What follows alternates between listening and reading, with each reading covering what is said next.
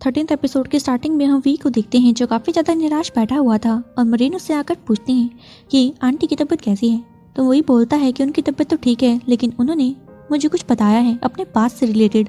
तो मरीन पूछ रही थी तो वे बता देता है कि उन्होंने बताया कि कैनोन की मॉम उनके साथ काफ़ी बुरा बिहेव करती थी। अब मरीन यहाँ पर वी को गले लगा लेती है और बोल रही थी कि तुम अब आगे क्या करने वाले हो।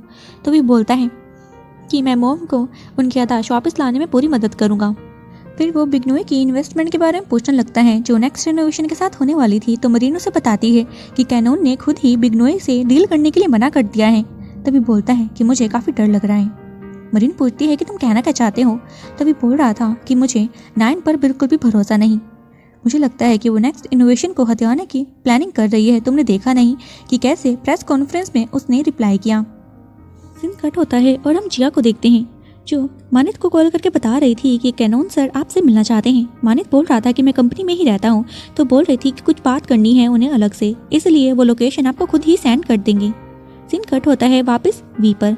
वी अपनी मॉम के लिए ब्रेकफास्ट तैयार कर रहा था।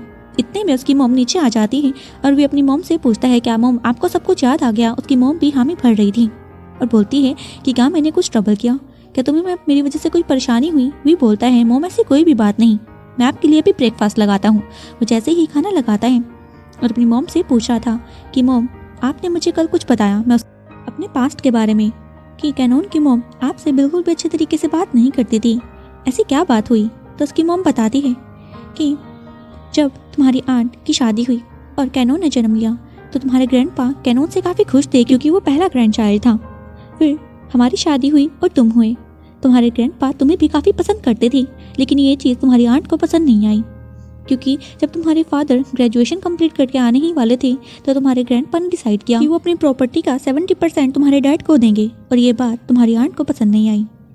और जब तुम्हारे डैड की डेथ हुई तो तुम्हारी आंट ने मुझे बहुत फोर्स किया घर से निकलने के लिए और यही मेरी इस बीमारी का एक रीज़न भी है। मुझे काफ़ी डर लगने लगा था तुम्हारी आंट से कि कहीं वो तुम्हें कुछ करना दे या फिर मुझे, और मेरी इस प्रॉब्लम के कारण मुझे लगा कि मैं तुम पर भी बर्डन हो जाऊंगी, इसीलिए मैंने तुम्हें तुम्हारे ग्रैंडपा के पास अकेला छोड़ दिया। तो भी बोलता है कि मॉम अब दोबारा से ऐसी हरकत मत करना, मैं आपको बहुत ज़्यादा प्यार करता हूँ और आप मेरे लिए कभी भी बर्डन नहीं होंगी।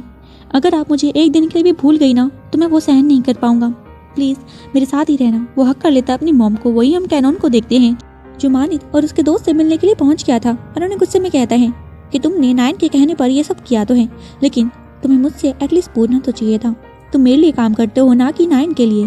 तो मानित बोलता है कि मुझे लगा 9 आपकी काफ़ी अच्छी दोस्त है, उसने तुम्हें बताया ही होगा। तो कैनोन बोलता है उसने मुझे बिल्कुल भी नहीं बताया और इसके बारे में मुझे कोई नॉलेज ही नहीं थी, तुमने ये जो किया है वो बहुत गलत है। जिस पर मानित गुस्से में कहता है कि ये हमारी प्रॉब्लम नहीं है कि आप दोनों की बन रही है या फिर नहीं, 9 ने हमें रिवॉर्ड देने का डिसीजन लिया है और हम 9 के साथ ही काम करेंगे क्योंकि वही हमारी प्रमोशन करवा सकती है। अभी जो हमें मिल रहा है हम उससे ज़्यादा डिजर्व करते हैं। इतना कहकर वो बाहर आ जाता है। पीछे से उसका दोस्त रोकता है कि वो हमारे बॉस है, तुम्हें ऐसे बात नहीं करनी चाहिए थी। तो वो कहता है कि हमें जितना वो दे रहे हैं ना उतना हम डिजर्व नहीं करते, हम उससे ज़्यादा का डिजर्व करते हैं और वहाँ तक हमें 9 ही पहुँचाएंगे, इसलिए तुम चुप रहो, हम उसके बारे में 9 से बात करेंगे। और अगले ही सीन में हम उन दोनों को 9 के साथ देखते हैं जहाँ 9 तो गुस्सा कर रही थी कि तुमने इतने शॉर्ट नोटिस पर मुझे क्यों बुलाया, आखिर ऐसा क्या काम पड़ गया। तू बताता है कि जो हमने ये हरकत करी है ना कैनोन उससे बिल्कुल भी खुश नहीं है और ये ना हो कि कैनोन एंड टाइम पर अपना मुंह फेर ले और तुम अकेले ही इस स्कैंडल में फंस जाओ। तो 9 बोलती है कि तुम कहना क्या चाहते हो, क्या तुम्हें और रुपए चाहिए। तो मानित बोल रहा था कि तुम हमें जितने रिवॉर्ड्स दोगी हम तुम्हारे फेवर में ही बात करेंगे। उन्होंने डिसाइड किया था कि अगर वो गलती से इस चीज़ में फंस जाते हैं तो वो कैनोन को ही टारगेट करेंगे। अगले सीन में कैनोन को ऑफिस में देखते हैं जो काफ़ी ज़्यादा परेशान था क्योंकि वो इन्हीं सबसे इरिटेट हो चुका था। वो अपने काम को भी ढंग से नहीं कर पा रहा था कि तभी उसकी सेक्रेटरी जिया वहाँ पर आ जाती है और वो जिया को कहता है कि जल्दी से बिग्नोए के वो डॉक्यूमेंट्स को तैयार करो और मरीन को जाकर दे दो। फिर वो बोल रहा था कि मुझे वी के लिए भी काम करना होगा, जो भी ये स्कैंडल हुआ है मैं उसके लिए काम करना चाहता हूँ, मुझे नहीं पता था कि 9 इस हद तक चली जाएगी। तो यहाँ पर हैरान होते हुए जिया बोलती है कि मुझे लगा ये वी की मिस्टेक से हुआ है। तो यहाँ पर कैनोन बोल रहा था कि मुझे भी इसके बारे में कुछ भी नहीं पता था, ये मानित और 9 के बीच की बात है, तुम मुझे समझने की कोशिश करो। तो जिया बोलती है कि हाँ बॉस मैं आपको अच्छी तरह से जानती हूँ, आप ऐसा नहीं कर सकते। तो वो थैंक यू बोल के यहाँ से चला जाता है लेकिन पीछे से जिया कह रही थी कि मुझे तो यकीन ही नहीं हो रहा है। अब कैनोन अपने ग्रैंडपा से मिलने के लिए आ जाता है जहाँ वो उन्हें कह रहा था कि मैं वी के उस स्कैंडल को लेकर काम कर रहा हूँ, वो जल्दी ही कंप्लीट हो जाएगा। आप टेंशन मत लीजिए। तो ग्रैंडपा बोलते हैं कि वो तो ठीक है, लेकिन मैंने सुना है कि तुमने बिग नोए के साथ इन्वेस्टमेंट कैंसिल कर दी है। आखिर तुमने ऐसा क्यों किया? तुम नहीं जानते वो कंपनी के लिए कितनी अच्छी इन्वेस्टर थी। जल्दी से वो किसी भी कंपनी में इन्वेस्ट नहीं करती। तो कैनन बोल रहा था कि उन्हें सिर्फ वी का प्रोजेक्ट अच्छा लगा, वो मेरे साथ काम करने में इंटरेस्टेड थी ही नहीं, और अगर वो मेरे साथ काम कर भी लेती तो उन्हें काफ़ी ज़्यादा प्रॉब्लम होती। नाइन काफ़ी अच्छी इन्वेस्टर हैं, वो काफ़ी ज़्यादा रुपए में भी उनसे ऊपर है। तो वो बोल रहे थे कैसे ही हम किसी स्ट्रेंजर को अपनी कंपनी का मेजर शेयर होल्डर नहीं बना सकते। तुम्हें अपनी ये गलती जल्दी ही रियलाइज़ होगी। इतने में हम मरीन और जिया को दोनों को साथ में देखते हैं, जो बिग नोए के वही डॉक्यूमेंट्स को लेकर बात कर रही थी। और मरीन तो यहाँ पर कहती है कि हम इसके साथ साथ वी के उस कैंडल पर भी काम कर रहे हैं। ये सुनकर जिया तो चुप कर जाती है। मरीन को शक तो हुआ था, लेकिन जिया बहाना बनाकर यहाँ से चली गई थी। वहीं जब रात को मरीन अपने घर की तरफ जा रही थी तो उसे रास्ते में ब्रिज पर वी दिख जाता है, जिसे देखकर वो काफ़ी ज़्यादा खुश हुई थी और पूछ रही थी कि तुम यहाँ पर क्या कर रहे हो। तभी मजाक में बोलता है कि मैं तो अपनी क्यूट सी छोटी गर्लफ्रेंड को लेने के लिए यहाँ पर आया हूँ। अब ये सुनकर वो थोड़ी चिढ़ तो जाती है कि तुम ऐसे कैसे कह रहे हो, लेकिन फिर भी वो उसे हक कर रही थी। यहाँ पर फिर वी बोलता है क्या तुम मेरे साथ डेट पर जाना चाहोगी? मरीन बोलती है कि अभी। तो वी बोलता है कि हाँ, लेकिन कहाँ पर जाना है? तो मरीन बोलती है कि किसी ऐसी जगह जहाँ पर तुम अभी तक नहीं गए और जो परफेक्ट डेटिंग से अलग हो। और अगले ही सीन में हम उन्हें देखते हैं जो हर रास्ते पर जाकर एक स्टॉल पर रुक रहे थे और वहाँ से कुछ ना कुछ खाने का ले रहे थे। ये काफ़ी ज़्यादा क्यूट लग रहा था। वहीं वी तो प्रपोज करते हैं मरीन को एक बुके के साथ।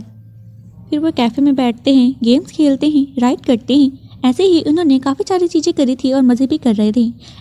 फिर वो एक ब्रिज पर जाकर रुकते हैं जहाँ पर वी एक चीज़ सोच रहा था। तो मरीन बोलती है कि तुम इतना क्या सोच रहे हो? तो बोलता है कि मैं ये सोच रहा हूँ कि हम शादी के बाद कितने बच्चे करने वाले हैं। ये सुनकर मरीन शर्मा जाती है। तो भी बोलता है इसमें गलत क्या है, तुम बताओ, तुम नहीं सोचती क्या?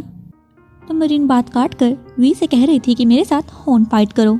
तो वी भी ऐसा ही करता है। वो दोनों ही काफ़ी क्यूट लग रहे थे। वही नेक्स्ट डे मॉर्निंग एक अर्जेंट मीटिंग रख दी जाती है ग्रैंडपा के द्वारा और वहाँ पर सभी एक एक करके पहुँच रहे थे। कैनोन तो जिया से पूछता है कि ग्रैंडपा ने तुम्हें कुछ बताया? वहीं कैनोन की मॉम भी पहुंची थी। वो सभी काफ़ी हैरान थे। तभी नायन भी गुस्से में आती है कि आज तो मेरी योगा डे था, ये मीटिंग क्यों रखी गई है?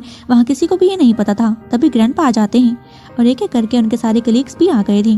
ग्रैंडपा पहले तो उन सबसे माफ़ी मांगते हैं क्योंकि ये शॉर्ट नोटिस पर मीटिंग रखी गई है। फिर वो बताते हैं कि ये मीटिंग इनोवेशन के लिए रखी है और वो साफ ही ये बात रख रहे थे कि हमें नाइन के साथ कोई भी इन्वेस्टमेंट नहीं चाहिए और ना ही वो अब इस कंपनी की आगे के लिए मेजर शेयर होल्डर रहने वाली है। ये सुनकर नाइन को तो काफ़ी गुस्सा आ जाता है। आप ऐसे कैसे कह सकते हैं? मेरे पास इतने रुपए हैं कि इसको पूरी कंपनी को मैं खरीद सकती हूँ। वो काफ़ी घमंड भरी बातें कर रही थी जिस पर कैनन को भी गुस्सा आता है। तो नाइन बोल रही थी कि तुम्हारे ग्रैंडपा की उम्र हो चुकी है, उन्हें तो रिटायरमेंट ले लेनी चाहिए। वो अभी तक इस कंपनी में क्या कर रहे हैं? तुम है तो यहाँ पर कंपनी संभालने के लिए। और वो सभी से ये भी कह रही थी कि मैं इस कंपनी की मेजर शेयर होल्डर हूँ, इसीलिए आपको पहले ही मीटिंग रखने से पहले मुझसे बात तो करनी चाहिए थी ना। तो कैनन को काफ़ी गुस्सा आ गया था कि तुम मेरे ग्रैंडपा से ऐसे बात नहीं कर सकती और वो उस पर चिल्लाने लगता है। ये देखकर ग्रैंडपा बोल रहे थे कि तुम लड़ाई करना बंद करो और उनके हार्ट में पेन होने लगता है। वही जिया समझदारी दिखाकर एम्बुलेंस को कॉल कर देती है। यहाँ पर ग्रैंडपा तो बेहोश हो चुके थे। वही अगले सीन में हम ग्रैंडपा और उन बाकी सभी को हॉस्पिटल में देखते हैं जहाँ कैनन तो रोने लग जाता है। वहीं वी भी पहुंच गया था जो कैनन से पूछ रहा था कि ग्रैंडपा को क्या हुआ। कैनन तो कुछ कह ही नहीं पाता, वो तो वी से लगातार माफ़ी मांग रहा था। वी समझ नहीं पाता कि ऐसा क्यों कह रहा है। वो बार बार कह रहा था कि भाई मुझे माफ़ कर दो, ये सब मेरी वजह से हुआ है। मरीन भी वहाँ पहुँच जाती है और वे कैनन के पास जाकर बैठ गया था। कैनन बार बार बोल रहा था कि ऐसा मेरी गलती से हुआ है, मुझे ऐसा नहीं करना चाहिए था, मुझे नाइन पर विश्वास नहीं करना चाहिए था। वी बोलता है कि तुम अभी टेंशन मत लो, अभी फ़िलहाल हमारे लिए हमारे ग्रैंडपा इंपॉर्टेंट है, हम ये सब मिलकर कर लेंगे। वहीं मरीन भी खड़ी हुई थी। वहीं नाइन को दिखाया जाता है जो कॉल पर बोल रही थी कि मुझे जल्दी से सीईओ और मेजर शेयर होल्डर के पेपर्स ला कर दो। और उसकी इविल स्माइल साफ ज़ाहिर कर रही है कि उसने कैनन को धोखा देने का सोच लिया है। वहीं वापस हॉस्पिटल का सीन देखते हैं जहाँ रात हो चुकी थी, लेकिन कैनन की मॉम तो अभी भी घर नहीं गई। वो अपने डैड के लिए काफ़ी ज़्यादा परेशान थी। तो मरीन उसको आकर पानी देती है। पहले तो वो नहीं लेती, लेकिन फिर बाद में ले लेती है और मरीन को अपने साथ बैठने के लिए कह रही थी। मरीन से वो बात करने लगती है कि मैं तुमसे माफ़ी मांगना चाहती हूँ क्योंकि मैंने तुमसे काफ़ी गलत वे में बात करी। मुझे तुम्हारे साथ काइंड रहना चाहिए था। काफ़ी बातें होती हैं जहाँ पर मुझे काइंड रहना चाहिए, वहाँ पर मैं गलत तरीके से बिहेव कर जाती हूँ और लोग मुझे गलत समझ लेते हैं। मुझे गलत मत समझना। मरीन बोलती है कि अभी सही टाइम नहीं है ये सब बातें करने का, आप अपने आप को काल्म रखिए। वहीं हम कैनन को वी के साथ देखते हैं जहाँ पर कैनन अभी भी काफ़ी रो रहा था और खुद को ही इस सब का जिम्मेवार मानता है। तभी बोलता है कि अपने आप को गिल्ट में मत रखो। तुम्हें मैं एक बात बताना चाहता हूँ कि मेरी मॉम ने मुझे बताया है कि जब तुम्हारा जन्म हुआ था तो ग्रैंडपा तुमसे काफ़ी खुश हुए थे क्योंकि तुम इस फैमिली में पहले ग्रैंड चाइल्ड थे। और फिर मैं हुआ और तुम्हें लगने लगा कि जैसे ग्रैंडपा मुझसे ज़्यादा प्यार करते हैं, लेकिन ऐसा कभी भी नहीं था। मैं तो एक पेशेंट था और ग्रैंडपा को लगा कि कहीं मैं तुम पर बर्डन ना हो जाऊं, इसलिए मेरी रिस्पॉन्सिबिलिटी उन्होंने ही ली। कैनन बोल रहा था, क्या तुम मुझसे नफरत करते हो? तुम्हें मना करता है कि मुझे बस तुमसे गुस्सा है कि तुमने स्ट्रेंजर की बातों में आकर मुझे धोखा दिया। तभी उन्हें डॉक्टर की आवाज़ सुनाई दी थी और वो दोनों ही भाग कर आ जाते हैं और पूछ रहे थे कि ग्रैंडपा की तबीयत कैसी है। तो डॉक्टर बताते हैं कि उन्होंने तुम्हें अपनी बीमारी के बारे में नहीं बताया। दरअसल उन्हें हार्ट की बीमारी है। ऐसे स्ट्रेस लेने से उन्हें ये बीमारी बढ़ सकती है, इसलिए मैंने उन्हें रिटायरमेंट लेने के लिए कहा था, लेकिन उन्होंने ऐसा नहीं किया। अब तुम्हें उनसे बात करनी होगी और उन्हें समझाना होगा। अब वो सभी अंदर चले जाते हैं जहाँ पर ग्रैंडपा तो रो रहे थे और अभी भी काफ़ी ज़्यादा स्ट्रेस में थे कि हमारी कंपनी एक स्ट्रेंजर के हाथों जाने वाली है। सब मेरी गलती है कि वी की आंट उसे पसंद नहीं करती। कैनन और वी दोनों लड़ रहे हैं। ये सब कुछ मेरी गलती है कि मैंने तुम्हें इतना ज़्यादा प्यार किया। अब मुझे समझ नहीं आ रहा है कि मैं तुम्हें कैसे प्रूफ करूँ कि मैं तुम सभी को इक्वली प्यार करता हूँ। तो वी बोलता है कि ग्रैंडपा आप टेंशन मत लीजिए, मैं और मेरा भाई यानी कि कैनन मिलकर इस सारी प्रॉब्लम को सॉल्व कर देंगे। हमारी कंपनी हमसे कोई भी नहीं छीन सकता। कैनन भी स्माइल करता है और वह दोनों बाहर की तरफ आ रहे थे तो मरीन उन्हें साथ में देख लेती है। कैनन वी को अपने साथ जाने के लिए कह रहा था और गाड़ी मरीन को कहता है घर पार्क करने के लिए। मरीन ये देखकर काफ़ी खुश हो जाती है कि वो दोनों साथ में काम कर रहे हैं और बोलती है कि आप दोनों को साथ में देखकर मुझे काफ़ी खुशी हो रही है। अब वी और कैनन यहाँ से चले जाते हैं और हम नेक्स्ट सीन में उन दोनों को ही गाड़ी में देखते हैं जहाँ कैनन वी को बता देता है कि जो स्कैंडल हुआ है उसमें नायन और मानित का हाथ है। वी तो कह रहा था कि मानित वो तो हमारे लिए काम करता है ना, उसके दिमाग में क्या खराबी हो गई है। तो वो बोल रहा था कि नायन ने उसे रिवॉर्ड देने का वादा किया है। सीन कट होता है और हम नायन को ही देखते हैं जो अपनी एक फ्रेंड जो कि जर्नलिस्ट है उससे कॉल पर कह रही थी कि मुझे तुमसे कुछ काम है और तुम तो मुझे जानती ही हो कि मैं सीधा काम तो कोई भी नहीं करती ना, तो तुम्हें मेरे लिए काम करना होगा। तुम जानती ही होगी कि नेक्स्ट इनोवेशन के पुराने सीईओ यानी कि वी की तरफ से कुछ यूजर्स की आईडी को रिवील कर दिया गया है। मैं चाहती हूँ कि तुम इस मैटर को और भी ज़्यादा फैलाओ और 20-15 लोगों को प्रोटेस्ट के लिए कंपनी के बाहर लाओ। इससे मेरी काफ़ी मदद हो जाएगी और तुम्हें मैं रिवॉर्ड भी दूंगी। इसी के साथ हमारा ये एपिसोड खत्म हो जाता है। सो फ्रेंड्स, अगर आपको मेरी वीडियो अच्छी लगी तो मेरे चैनल को सब्सक्राइब करने के साथ साथ बेल नोटिफिकेशन को दबाना मत भूलिएगा ताकि मेरे चैनल से रिलेटेड सारे अपडेट्स आपको टाइम टू टाइम मिलते रहें। मिलते हैं इस ड्रामा के लास्ट एपिसोड के साथ। Till then take a good bye.